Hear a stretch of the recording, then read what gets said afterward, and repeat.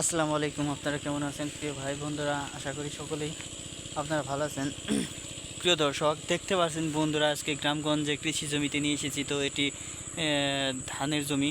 তো বন্ধুরা, এই ধানের জমিতে আপনাদেরকে নিয়ে এসে, তো বন্ধুরা আপনারা কী করবেন, ধান চাষ করে নেবেন। তো ধান চাষ করা হয় এঁটেল মাটিতে কিংবা দোআঁশ মাটিতে, বিভিন্ন রকম জমিতে ধান চাষ করা হয়। তবে বন্ধুরা, ধান চাষের জন্য উপযুক্ত জমি হচ্ছে এঁটেল মাটি, কাদা মাটি।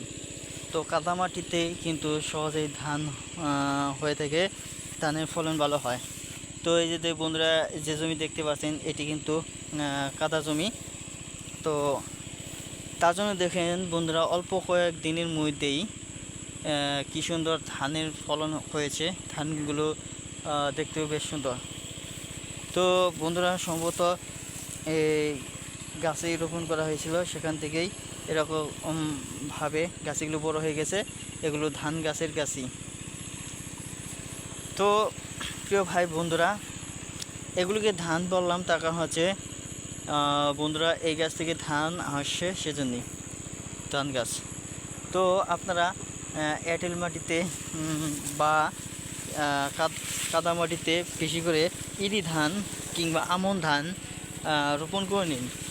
ইরি ধান বা আমন ধান রোপণ করলে বন্ধুরা অবশ্যই ভালো ফলন হবে। তো ভিডিওটি আপনাদের কেমন লাগলো তা অবশ্যই কমেন্টের মাধ্যমে জানিয়ে দেবেন। ধন্যবাদ আপনাদেরকে।